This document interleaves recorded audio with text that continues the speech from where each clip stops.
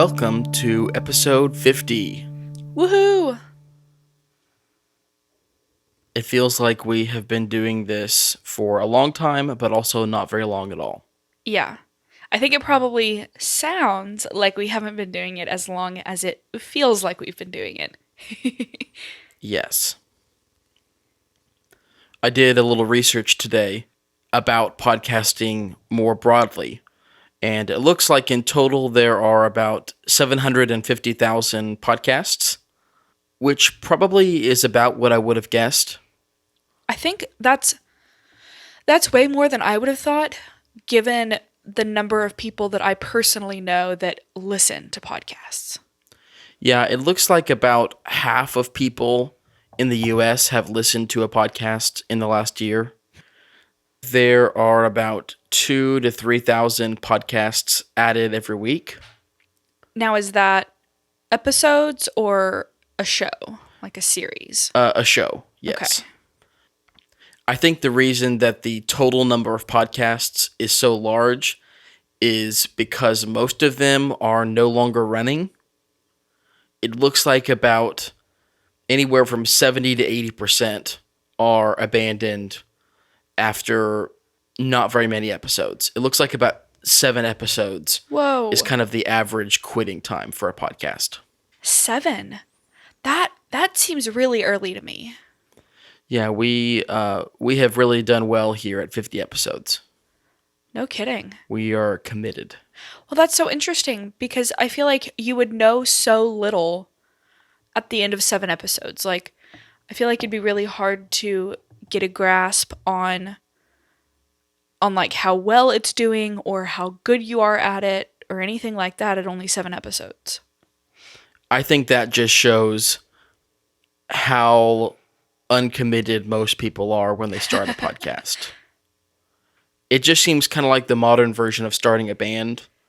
Like you used to start a band in high school with your friends. You'd be like, yeah, let's start a band, dude. Didn't you 100% start a band in high school with your friends? Yes. Okay. Yes. And we were like a multi-year band. So I feel like overall I have a good track record for both bands and podcasts. And I bet if all of y'all got together, you would still jam. Yeah. Oh, I would hope you would. That'd be so cute. Oh, yeah. It would be awesome. Which I actually have done one podcast before this. I wasn't talking in it, but I did make a podcast for our church a few years ago. And I did that for, I think, a year-ish or a year and a half before I passed it off. That's right. Which it was actually much harder to do it back then, just because of how our website worked. But I learned a lot, and so this time around, I was much more prepared, and it was a much easier process getting it off the ground. Given all that information, it seems very clear that we are destined for podcast infamy. Ooh. I mean, we're already in the top 20% of podcasts simply by the nature of the fact that we still post episodes.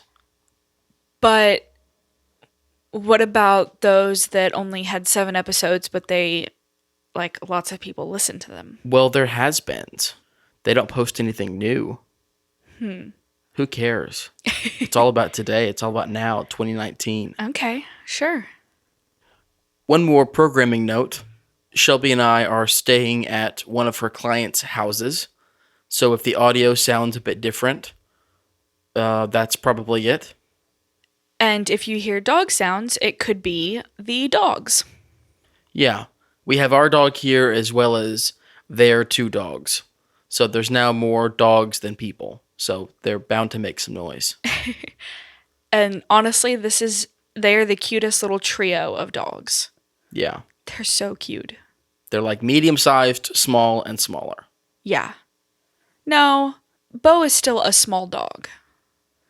He's a small dog, Princess is a smaller dog, and Teeny is somehow an even yet smaller dog. Teeny is a teeny dog. Yeah. Yes. Also, there's lots of hard surfaces in here, so I'm concerned about how echoey it will be, but we'll just have to take a chance. Yeah.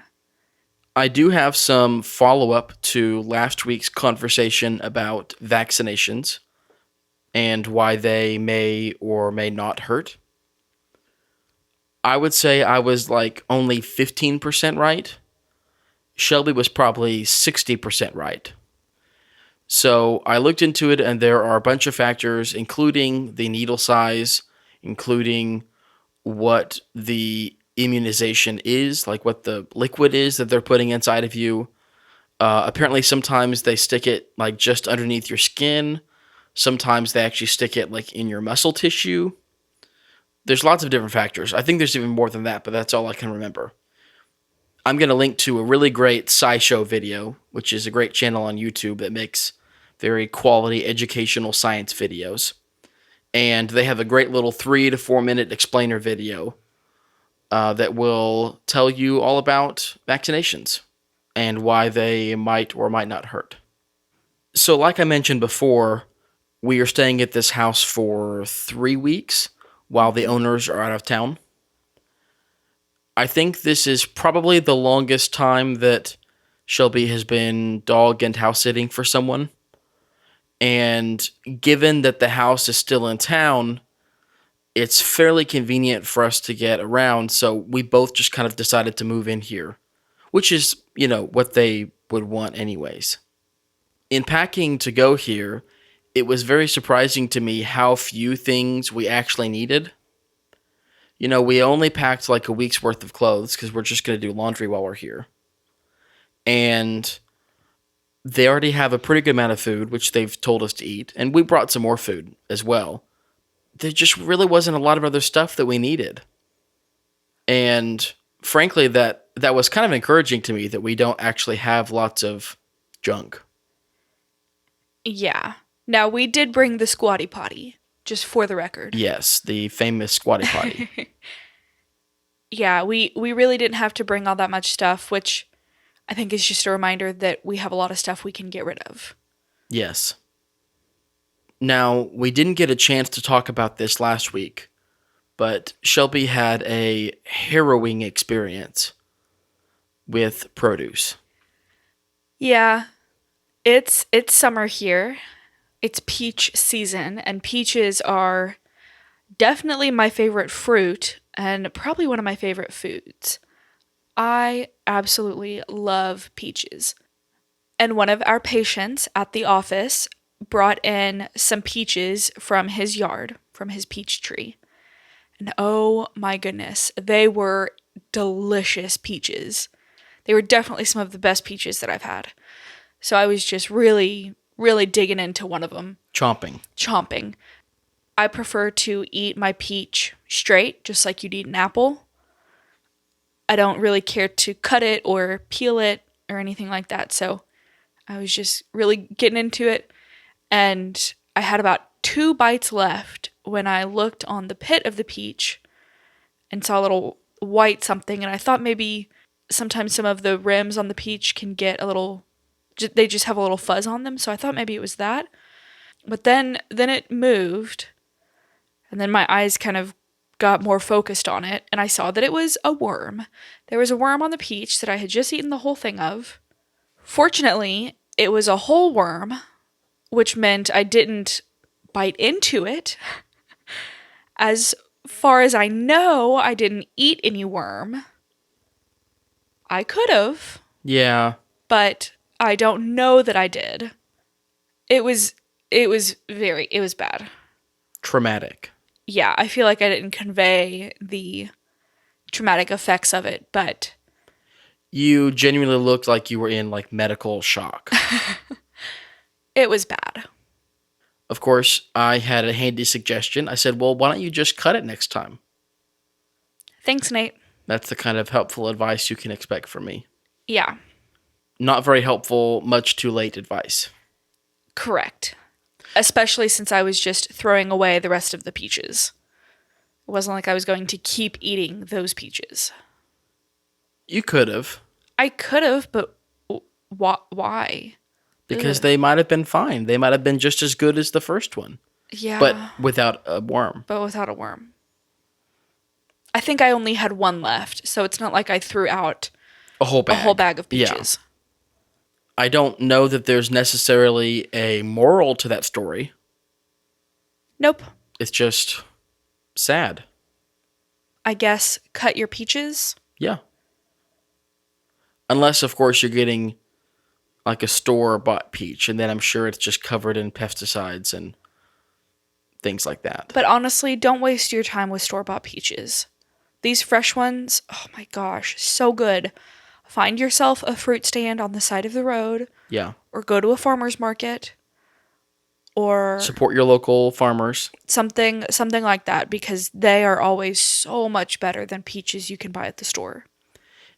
They're so much better that the stuff you buy at the store seems like a different kind of fruit. Yeah, it should be called something else. It's kind of like bananas. Like, I believe that bananas today are literally like a different fruit than what used to be called bananas, because the old ones had like nuts and stuff like that in them, and they were all short and small, and they didn't taste very sweet. And Well, that's all of our produce. yeah. Except that now we are looking at two totally different things called the same thing at the same period in time. I think you can still buy those kind of like old school bananas. Like a heritage banana? Yeah, yeah, but I don't think you can buy them very easily. They're probably just like on a few small islands or something. Yeah, I've certainly never seen them in the States. No, I've never seen them in a Kroger's. No. Well, to get all the bad news out of the way. Right, this is supposed to be a positive show. Yeah. I was teaching class, I think yesterday morning. And in the middle of my class, my backdrop behind me fell on top of me. And my sweet little student was so concerned. I was also concerned because I have a lot of like push pins and thumbtacks in my board, to hold the things on it. Which obviously I don't have the nail end sticking out at me, but there are still little protrusions. So, Yeah, pokey bits. Yeah. Yeah. And it wasn't a big deal. The chair I was sitting on took most of the hit anyways. So this was like a cork board? Yeah, it was. I just brought a cork board with me and put my letters on it and put some other stuff on it. I think I'm moving away from my big backdrop. Oh, really? Yeah, because you've been using like a big felt sheet like on a stand up until now. Yeah. And nothing about that is too wrong except that it's just so big. The felt part of it is so big. I think I must have gotten at least twice as much fabric as I actually needed. Would it help just to trim the amount you have? Oh, yeah, sure it would. But, who wants to do that? Yeah. So taking that outside of the house is a pain in the butt. I specifically got it so that it would be easy to take it out of the house, and it just hasn't been. It's backfired. Yeah, so instead I use a cork board and I just prop it up on a chair or find a way to put it on the wall. Anyway, so that's what fell on me, and I was absolutely totally fine. And my sweet student, she's one of my regulars, and she's very nice and very smart, and she was very concerned and was like, "Oh my goodness. Teacher, are you okay?" Did you get a video of that? I mean, I know all the classes are recorded. I could probably go back and find it. Cool. If we do find that, we'll put that in show notes. I mean, I personally am interested in seeing that video. I'm sure you are. So, Shelby, how has your job search been going? It's going. I've applied for a lot of jobs. I got a call on, I think either Wednesday or Thursday, about a job that I applied for. It was one of those really introductory phone calls where it's not really an interview as much as it is... Like a screening, almost. Yeah. It was scheduled to last about 30 minutes, and at minute 11, the interviewer said, "Well, I have some other interviews to do, so I'm going to go, and you will hear by the end of the week if you move on to the next steps or not. So, goodbye." It was so strange. There wasn't anything in the phone call that would have indicated to me that something was bad or that I answered a question poorly. There certainly wasn't anything about it that was mind-blowing. I mean, everything was pretty normal, like... Standard, yeah. it was really bizarre. And it wasn't like we got to 10 minutes and she said, "Well, that's all I have. Do you have any questions?" And I said, "No, I don't have any questions." She's like, "Okay, well, bye then." Yeah, they're busy. Yeah, it was just right in the middle of the interview. It was really strange. So I assumed that I wouldn't hear back because that doesn't seem like a positive recruitment experience, but When you told me, I thought that it would either be very good or very bad. Obviously, if an interview, whether it's in person or a phone interview, is going poorly, it can be dramatically shortened. certainly. But I think that can also happen if it's going well, especially in that situation where they're not doing the real interview, they're just doing a screening. Like, as long as you answer the phone on time, you speak clearly, you have a rough idea of the job, that's kind of all they're trying to do is just weed out the people that are obviously going to be wrong for the job. Yeah. It was just an interesting experience. But then on Friday, I got an email from her saying, "Well, I have forwarded your resume and your application to the next person in the hiring process. So good luck." Cool. And I was very surprised. Later that day, after I got the email, I also received a call from an application I'd submitted just like an hour before. And I got a phone call first. Usually you get an email like asking if you want to set up a phone call, but that wasn't the experience with this. She just called me and said, "Hey, I saw your resume. I saw your application. You look like a great candidate. Let's have an interview." She asked me some very basic questions, but it wasn't much of a screening as much as it was trying to kind of learn more about my expectations, I guess. Yeah, So I at least have 2 leads. that's great. That's something. Yeah, you're having a lot better luck now than you have had in the past. Yeah, I definitely have. Well, for once, I have a work project that I am very excited about. The company I work for is installing 2 new buildings at the corporate campus. We sell electrical supplies, and we're just now getting to the phase where the electricians are actually working on it. This is very exciting for a lot of us at the corporate office because most of us haven't actually seen what electricians do or met them or things like that. And because we're not really in direct sales, we're just in support. So there's a really big task when you are wiring a building that is called pulling. Basically, in this particular project, they have run either conduit or PVC pipes through the foundation of the building. So that's already set. And then they have run rope through it as well, but now they need to pull big wire through it. So this is not like the wire that's feeding like an outlet. This is the wire that's going, in this case, from the emergency generators and the air conditioning to the main switchboard. So these are like fat wires. They were all 4/0 gauge, if that helps anyone out there. It probably doesn't. I would say they were about as big around as a quarter. Okay. In this case, there were 4 cables that they needed to pull. So what they do is they make an anchor on one end of the electrical cable, and then they attach that to the rope that's already fed through the pipe that goes underneath the building. So then people on one side of the building pull the rope, which is now attached to the wires, and try to get it all the way through the building. On the other end, you have people that are kind of feeding the wire and, trying to make sure that it all goes as smooth as possible. Making these kind of custom wires and custom spools is one of the biggest value adds that we as a company can offer to our customers. And so we wanted to make a video showing, these services in action because we're the ones who provide the wire. We cut it to the exact length that they specify. We can kind of combine different types of cable together and color code them so that they can easily identify which cable is which. There's lots of There's lots of stuff that goes into it. Anyways, that was all going on next door, and so the owners of the company, as well as me and some of the other team from the marketing department, all went over and filmed it.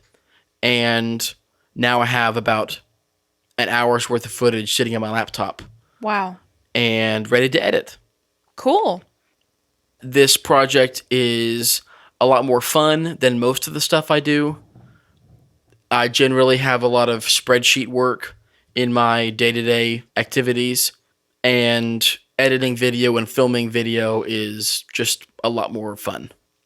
I haven't even started editing it because my week was kind of busy, but I will put a link to that in the show notes whenever it is done. There you go. Not this week, like it won't be done this week, but I'll bring it up again in some future episode. Yeah. We have grandparents in town. They got here on Wednesday and they will be here for a week. We always love getting to spend time with them. Nate's little brother and sister are in the musical show Matilda at our local community theater. So grandparents came down to see them, and Nate's mom's birthday is actually today. Yeah. So they're here for that as well. And it's been really nice having them. Definitely. We saw Matilda last night, and it was so good. It was a very kind of kooky, kind of weird play. I think it was uniquely suited to our theater and the community around it. Yeah, There were lots of actors that were just seemed to be perfect for their roles. definitely. The kind of main villain of the play is what was it, Miss Trumplemeyer? Mrs. Trunch-a-bull. Trunch-a-bull. Trunch-a-bull. Like it's like Lunchable, but Nope. not. Nope, it's like lunch Oh, bowl. I thought it was Trunchable, so Trunch Bowl, Trunch-a-bull. like Punch Bowl. Just like Punch Bowl. The guy playing that character was so good. I went up to him afterwards and I said, Tim, that was the best performance I've seen ever in this theater. It was just riveting. Yeah, he sold it so well. Yeah, he was so awful to watch, and he was so expressive, and his makeup was great. And actually, I heard from my dad that his voice was really going out in the performance that we saw. And so Dad said that really he was better in the previous weekend. Wow. And I don't even know how it could get better. I mean, it was just so good. Like, it was just world-class acting, honestly. Yeah, it really was extraordinary.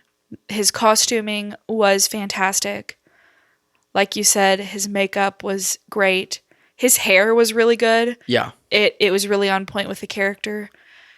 Every aspect of his performance was honestly perfect. I don't think that I could ask for anything better for that role. No. He plays a very masculine woman in the play, and of course it's always going to be funny seeing a guy play a girl, but he just really took it all the way. Yeah, it was a great show. It had kind of a weird ending. I mean, it was happy, but I don't know, the mechanics of how it came about were a little bit odd. Well, for those familiar with the story of Matilda, it is about a young girl with telekinetic powers. And she generally has a really bad home life, but she's very smart, and she uses this telekinesis to basically like get through life. But she never used it until like the last 20 minutes of the play. Yeah. So it was very strange. It was like, you were following along and she was really smart, and you would see how she would use her smarts to like outwit her parents and to outwit her mean principal, and she used that as a strength. And then all of a sudden at the end of the movie she's like, "Oh my goodness, look at this. I can move things with my mind," and uses it once for like the big finale of the film. And it was really strange. Yeah, they announced it at the beginning that she had telekinetic powers, and then it basically just was not mentioned again at all until close to the very end. And I had basically forgotten about it by then. It just kind of seemed like a cheap way to solve some plot problems. If they had started bringing it in earlier in the show, it would have been better. And there were so many opportunities to introduce it as part of Right. her character. So it made the last portion of it kind of funky, but the great acting and all the great characters I think made up for it. I think it was still overall a really good show. Yes, it was both well written and well performed. So, that is our amateur review of Matilda, one of the most broadly critically acclaimed musicals to have ever existed. And we thought it was pretty good. Yeah, it was pretty good, work on the ending. Yeah. So I guess take all that with a grain of salt. I highly recommend seeing it wherever you might be. Certainly. I would say see it here, but it's over now. So, Yeah. next time. And definitely support your local theater. Yes. Do we have anything else for this week? Nope. All right. See you you next time.